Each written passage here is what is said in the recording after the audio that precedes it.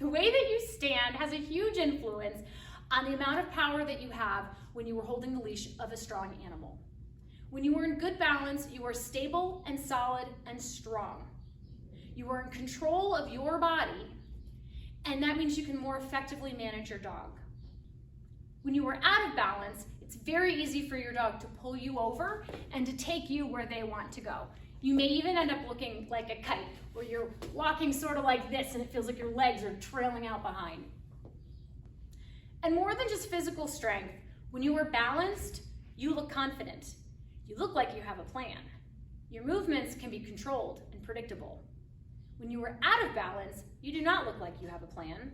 Your movements do not look predictable. And in fact, your dog may want to move away from you because they're concerned that you might fall and trip on them.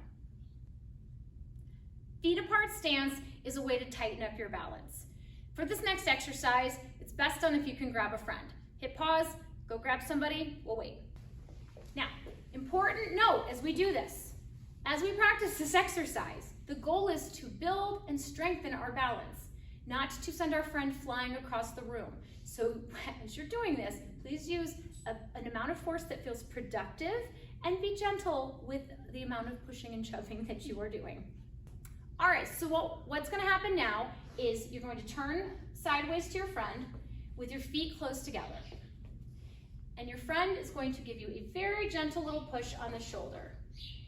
Chances are good that you will have taken a little sideways step, or if you did stand upright, you probably had to activate a lot of muscles in order to resist falling over sideways. So now we're going to stand feet apart, and your friend is going to give you a little bit of a shove, and you can see that we can give a lot more of a shove here because this position is a lot more stable and secure. Go ahead, Sarah, put your feet back together again. We're going to try it together again. You can try to resist a little bit too. And I'm going to shove, and even you can see, even though Sarah is managing to stay upright, you can see it's clearly a lot more work. If you go feet apart again, I can give pretty good amounts of push, and she is very stable. If you find that your upper body is moving a lot during this exercise, you're kind of swaying off to the side, this is how you can make your stance more secure. Bend your knees just slightly so that your knees are not locked, and you can put a little bit of weight into your butt so that you are lowering your center of gravity. At this point, you should now be a little bit more secure in that position. You can also use this position if your dog is pulling really hard.